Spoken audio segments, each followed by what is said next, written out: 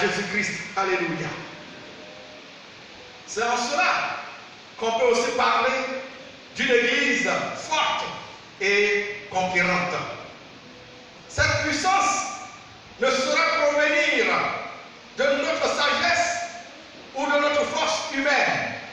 Elles sont insignifiantes pour répondre à ce besoin. C'est donc d'une action divine que nous avons besoin. C'est une action divine qu'il nous faut. Et le maître de l'œuvre, c'est-à-dire Jésus-Christ, qui a déclaré ceci: je bâtirai mon église et les portes du séjour des morts ne prévaudront point contre elle. Ce maître-là, il a promis et il a pourvu à ce besoin, de sorte que quiconque croit en lui soit équipé pour la conquête. Cet équipement nous est donné par le Saint-Esprit. Le Saint-Esprit qui est la troisième personne de la Trinité, le consolateur, Dieu qui vient nous revêtir, Dieu qui vient nous équiper d'une force surnaturelle. C'est le feu du Saint-Esprit, c'est le feu de la Pentecôte. Et cette visitation, c'est elle qui va nous conférer notre identité pentecôtiste. Alléluia. Quand tu dis que tu es pentecôtiste, cela veut dire que tu as reçu le Saint-Esprit. Quand tu dis que tu es pentecôtiste, cela veut dire que tu as reçu le feu d'en haut. Je vous invite à lire Actes chapitre 1, le verset 8, et Actes chapitre 2, verset 1 à 13. Acte 1, 8, il est écrit, c'est Jésus qui parle: mais vous recevrez une puissance, le Saint-Esprit survenant sur vous, et vous serez mes témoins à Jérusalem, dans la Judée, dans la Samarie et jusqu'aux extrémités de la terre. C'est là une promesse. Acte chapitre 2. Le jour de la Pentecôte, ils étaient ensemble, tous dans le même lieu. Tout à coup, il vint du ciel un bruit comme celui d'un vent impétueux, et il remplit toute la maison où ils étaient assis. Des langues semblables à des langues de feu leur apparurent séparées les unes des autres et se posèrent sur chacun d'eux. Et ils furent tous remplis du Saint-Esprit, et ils se mirent à parler en d'autres langues, selon que l'Esprit leur donnait de s'exprimer. Or, il y avait à Jérusalem des Juifs, hommes pieux, de toutes les nations qui sont sous le ciel. Au bruit qui eut lieu, la multitude accourut, et elle fut confondue parce que chacun les entendait parler dans sa propre langue. Ils étaient tous dans l'étonnement et la surprise, et ils se disaient les uns aux autres: voici, ces gens qui parlent ne sont-ils pas tous galiléens? Et comment les entendons-nous dans notre propre langue à chacun, dans notre langue maternelle? Parthes, Mèdes, Élamites, ceux qui habitent la Mésopotamie, la Judée, la Cappadoce, le Pont, l'Asie, la Phrygie, la Pamphylie, l'Égypte, la Cyrène, et ceux qui sont venus de Rome, juifs et prosélytes, crétois et arabes. Comment les entendons-nous parler dans nos langues des merveilles de Dieu? Ils étaient tous dans l'étonnement, et ne sachant que penser, ils se disaient les uns aux autres: que veut dire ceci? Mais d'autres se moquaient et disaient: ils sont pleins de vin doux. Que le Seigneur bénisse sa parole dans nos cœurs. Notre message ce matin va s'articuler autour de ces trois points suivants: la promesse, l'accomplissement et la continuité. La promesse, l'accomplissement et la continuité. Pour retenir facilement, retenez Pâques. P-A-C. Pâques. La promesse, l'accomplissement et la continuité. Parlons de la promesse. Nous l'avons déjà lu dans Actes le chapitre 1, le verset 8. Après sa mort, pour le pardon des péchés, son ensevelissement et sa résurrection d'entre les morts, le Seigneur Jésus-Christ va se montrer à ses disciples pendant 40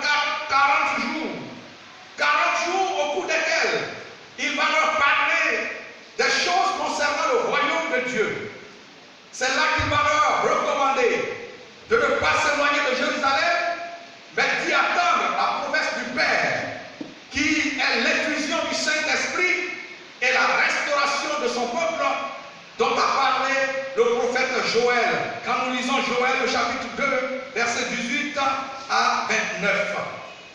Nous lirons juste deux versets de ce texte. Joël chapitre 2, versets 28 et 29. Il est écrit: après cela, je reprendrai mon esprit sur toute chair. Vos fils et vos filles prophétiseront. Vos vieillards auront des songes et vos jeunes gens des visions. Même sur les serviteurs et les servantes, dans ces jours-là, je reprendrai mon esprit. Alléluia. Et Jésus va réactiver cette promesse, comme pour dire aux disciples que le temps de son accomplissement était à son terme. Il déclarera ce qui suit: Jean a baptisé d'eau, mais vous, dans peu de jours, vous serez baptisés du Saint-Esprit. Actes chapitre 1 et le verset 5. Encore ce qui suit: déclaration de Jésus. Vous recevrez une puissance, le Saint-Esprit survenant sur vous, et vous serez mes témoins dans Jérusalem, dans la Judée, dans la Samarie et jusqu'aux extrémités de la terre. Actes chapitre 1 et le verset 8.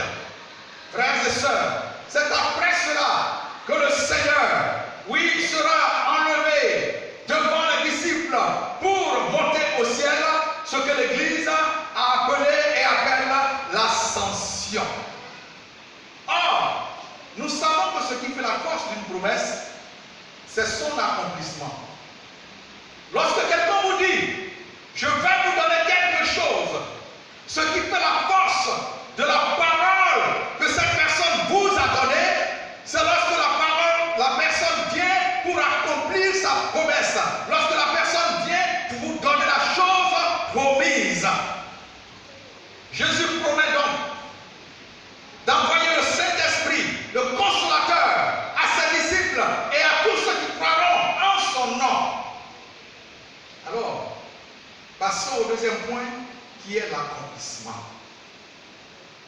Les disciples ont cru en cette promesse à eux donnée par le Seigneur. C'est pourquoi, aussitôt retournés à Jérusalem, ils vont se retirer dans la chambre haute où ils se tenaient d'ordinaire pour prier. Ils ont reçu la promesse. Ils vont croire en cette promesse. Mais ils ne vont pas s'arrêter là. Ils ne vont pas s'asseoir là à ne rien faire. Ils vont se retirer et ils vont se mettre à prier. Bien-aimés frères et sœurs, je voudrais vous dire que c'est par la prière qu'on entre dans le plan de Dieu. C'est par la prière qu'on entre dans le temps de Dieu. C'est par la prière qu'on entre dans les promesses de Dieu. Quelle promesse as-tu reçue du Seigneur? Quelle promesse as-tu reçue du Seigneur? Soit par une prédication, soit par une vision, par une révélation quelconque. Qu'as-tu reçu comme promesse de la part du Seigneur? Je te dirai, mon frère, prie. Je te dirai, ma soeur, prie. Et tu verras la promesse s'accomplir. Parce que notre Dieu, ses promesses sont oui et amen. Ça veut dire que ces promesses sont certaines. Elles s'accomplissent toujours. Et si tu pries, sa promesse s'accomplira pour toi. Peut-être me diras-tu: pasteur, j'ai trop prié. J'ai déjà prié. Je ne sais plus ce qu'il faut dire au Seigneur. Tant que tu n'as pas vu l'accomplissement de ta promesse, continue de prier. Car si elle tarde, tu dois l'attendre parce qu'elle s'accomplira et elle s'accomplira certainement. Alléluia. Oui, les promesses de Dieu sont oui et amen. Les disciples ont persévéré dans la prière. Et tenez-vous bien, même Marie, la mère de Jésus, la mère du Seigneur, était avec eux. Les frères de Jésus étaient là aussi, à attendre le Saint-Esprit. Vous pouvez lire Actes chapitre 1, le verset 4. Voyez comment les voies de Dieu sont insondables. N'est-ce pas, cette Marie sur qui le Saint-Esprit est venu pour qu'elle porte dans son sein le Fils de Dieu? Elle pouvait se prévaloir de n'avoir plus rien à rechercher. Mais en humble servante du Seigneur, la voici au milieu des disciples parce qu'elle-même se reconnaissant comme disciple. Elle a oublié les disciples en train de prier avec eux, selon la promesse de Jésus. Bien-aimés, nous avons besoin de laisser Dieu inscrire sa pensée dans la nôtre, en nous humiliant sous sa puissante main. Plusieurs parmi nous aujourd'hui ne sont pas baptisés du Saint-Esprit à cause de leur orgueil ou à cause de leur soit grande connaissance. Pour eux, le parler en langue est barbare. Ça c'est quoi ça? Pour eux, c'est pour le temps passé. Ils veulent mener une vie chrétienne tranquille, une vie chrétienne dans laquelle on ne la bouscule pas. Ils veulent être sérieux dans l'église, parce que pour eux, le Saint-Esprit cause trop de désordre. Notre Dieu est un Dieu d'ordre. Alléluia. Ils croient aux autres promesses du Seigneur, sauf à la promesse du baptême dans le Saint-Esprit. Pour eux, est-ce que sans le Saint-Esprit, on ne va pas au ciel? Ce n'est pas ce que Jésus a dit. Et ce n'est pas ce que je suis en train de vous dire ce matin. Mais sachez que Christ a recommandé aux disciples de ne pas s'éloigner de Jérusalem, mais d'attendre la promesse du Père. Et les disciples ont obéi, ils ont attendu. Dimanche passé, nous avons écouté dans la prédication que l'obéissance à Dieu vaut mieux que les sacrifices. Oui, c'est cela aussi. Attendre le Saint-Esprit, c'est obéir au Seigneur. Frère, sœur, tu es dans une église pentecôtiste, mais tu n'as pas l'identité pentecôtiste. Tu es dans une église pentecôtiste, mais tu n'as pas l'identité pentecôtiste. Nous sommes pentecôtistes et nous n'en avons pas honte. Nous parlons en des langues inconnues, en des langues incomprises des hommes, mais nous proclamons ainsi les merveilles de Dieu, comme nous l'avons lu. Alléluia. Bien-aimés, accepte humblement les principes de Dieu.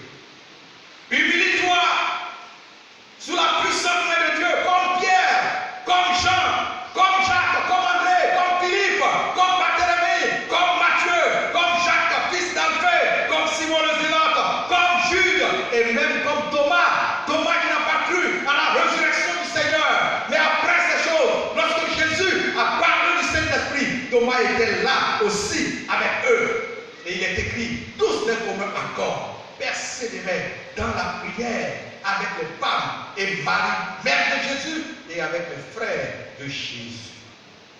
10 jours de prière qui vont les conduire jusqu'à la fête de Pentecôte. Et ce jour-là, les cieux vont s'ouvrir et Jésus va faire descendre son Esprit Saint sur eux, là, dans la chambre haute, avec comme signe initial de parler en langue. Oui, des langues non apprises auparavant. C'était un miracle. La conséquence de cette visitation céleste sera immédiate. Les curieux qui ont été attirés par le bruit venu du ciel, dans leur désir de se moquer des croyants, vont s'approcher. Ils seront confondus. Et la conclusion qu'ils vont tirer, mais qu'est-ce que c'est que ça? Ils sont certainement ivres de même doux. Ils ont déjà bu. Et c'est parce qu'ils sont ivres qu'ils ne savent plus ce qu'ils sont en train de dire. Oui, frères et sœurs, lorsque nous parlons en langue, nous pouvons ne pas comprendre ce que nous disons. Mais la folie de Dieu est plus sage que les hommes. Alléluia.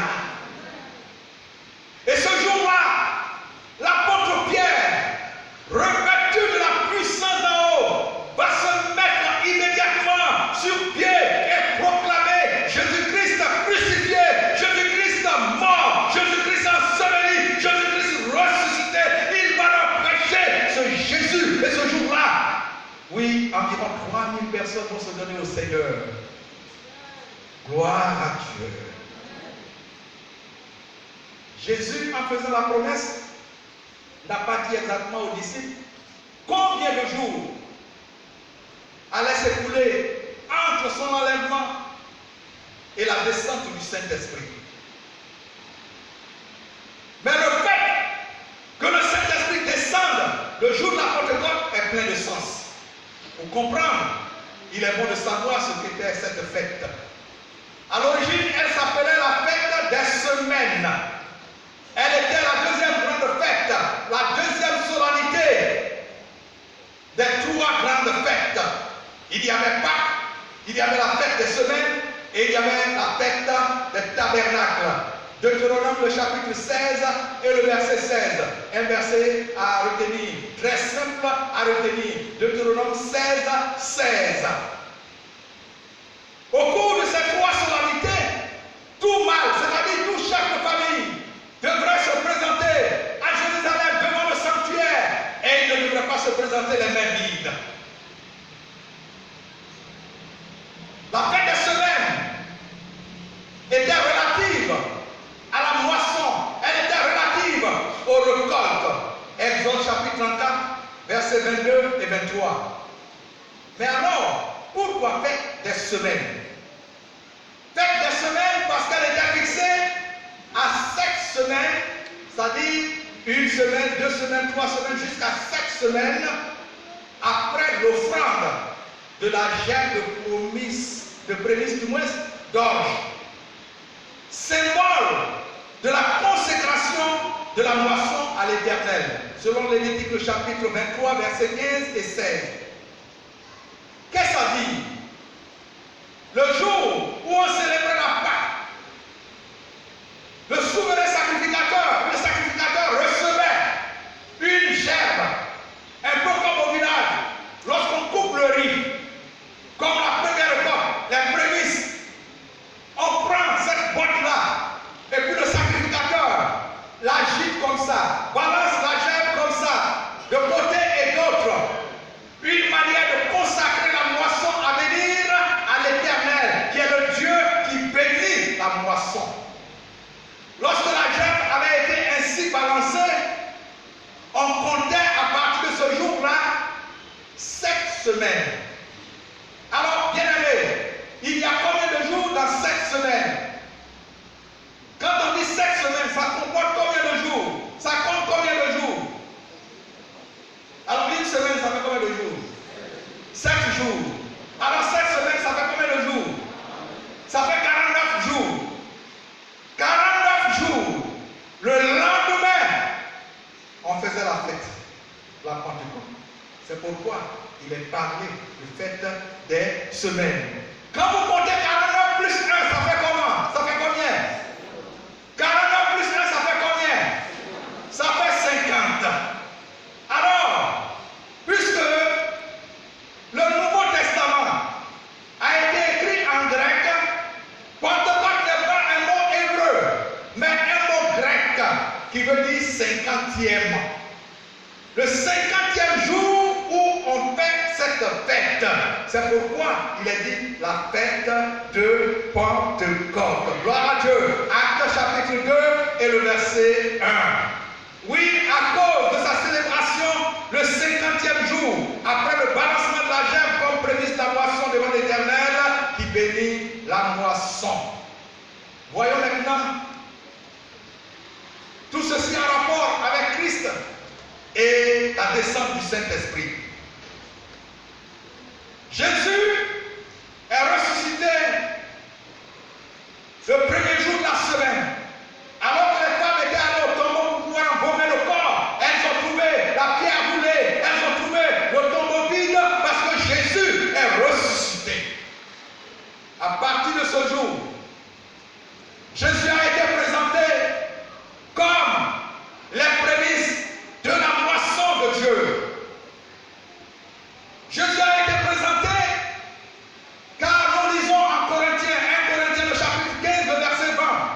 Mais maintenant, Christ est ressuscité des morts et il est les prémices de ceux qui sont morts. Dieu a ressuscité son Fils, va le présenter comme les prémices de tous ceux qui sont morts. Il va le présenter comme les prémices de sa moisson.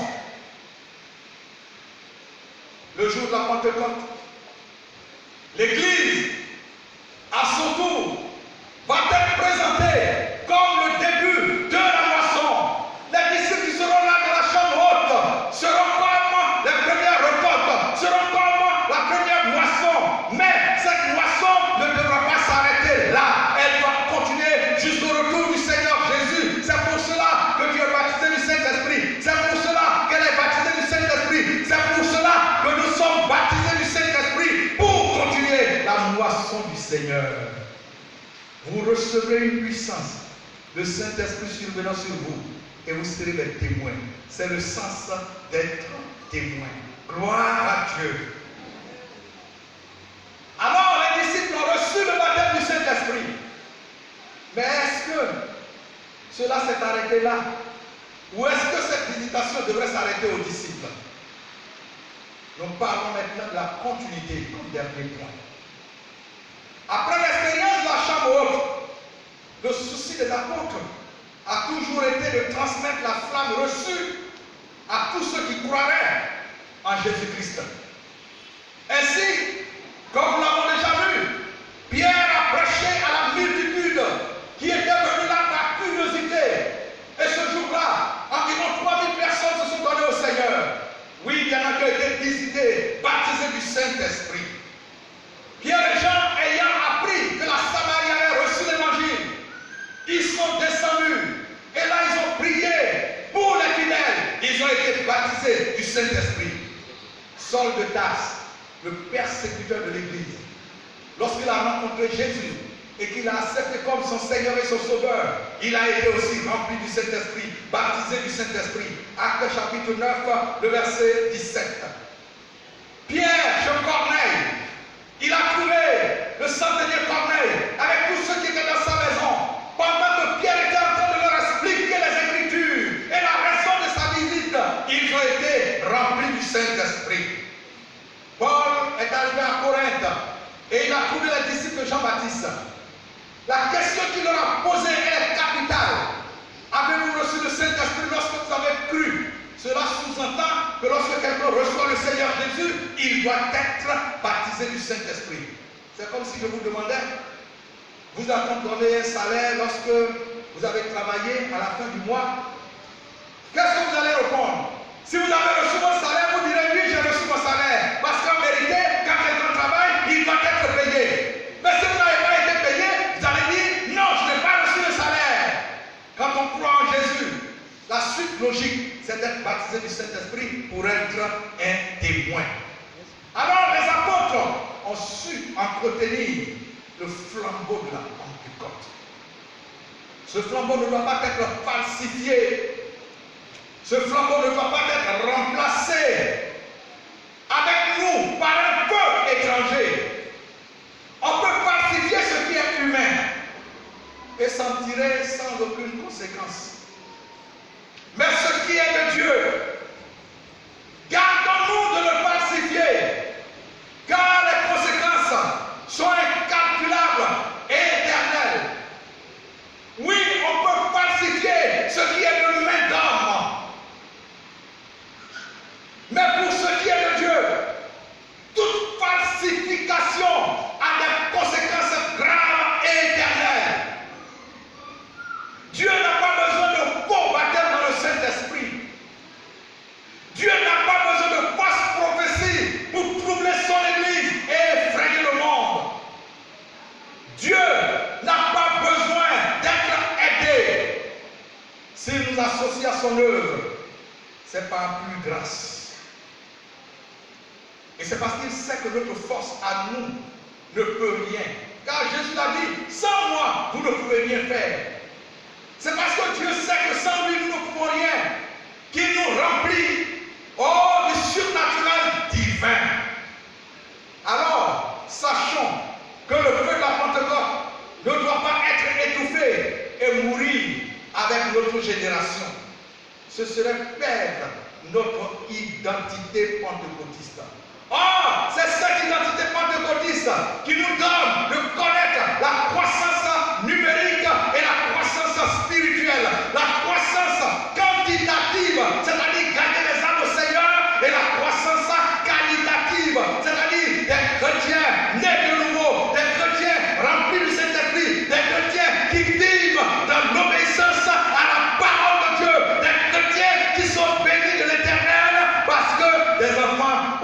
obéissants à leur Seigneur. Alléluia. Bien-aimés frères et sœurs, nous savons en quel temps nous sommes. L'Église se trouve aujourd'hui face à toutes sortes d'impiétés et d'abominations.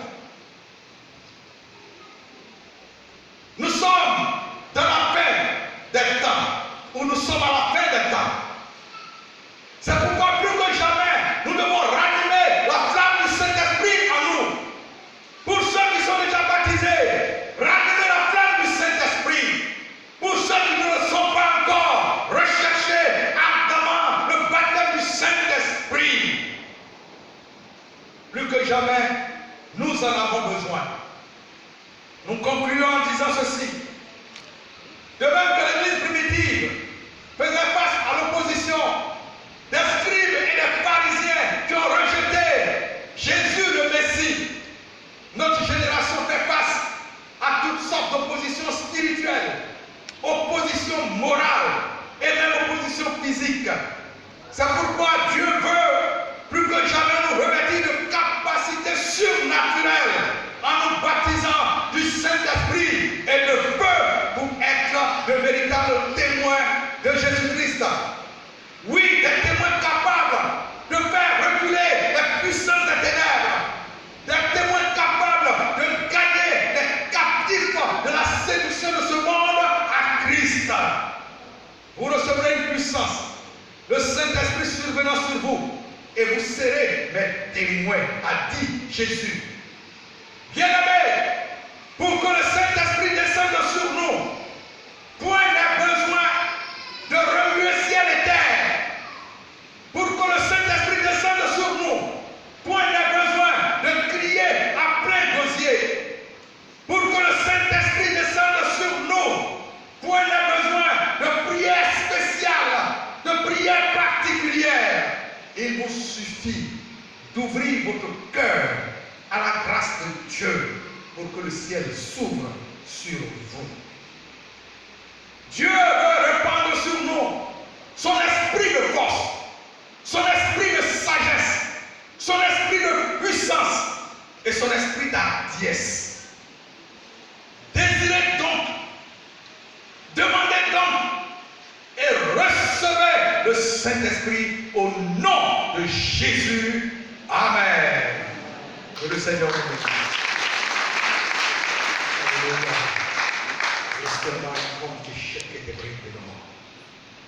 Nous allons, pendant quelques instants, nous mettre dans le recueillement. Chaque aspect de ce culte doit compter pour chacun de nous. C'est un feu que nous allumons. Ne méprisons pas les faibles commencements. Commence faiblement. Commence par allumer. Et les temps qui viennent, les jours qui viennent, les heures qui viennent, entretiens ce que tu auras allumé. Et tu verras que tu seras un homme, une femme, dans une autre dimension. La dimension surnaturelle, la dimension charismatique, la dimension pentecôtiste. Car s'il y a la Pentecôte cérémonielle, Jésus est venu pour donner une dimension surnaturelle, une dimension charismatique à la Pentecôte cérémonielle pour que nous soyons des témoins. Approche-toi donc du Seigneur. Approche-toi donc du Seigneur. Et quand tu chiques de briller,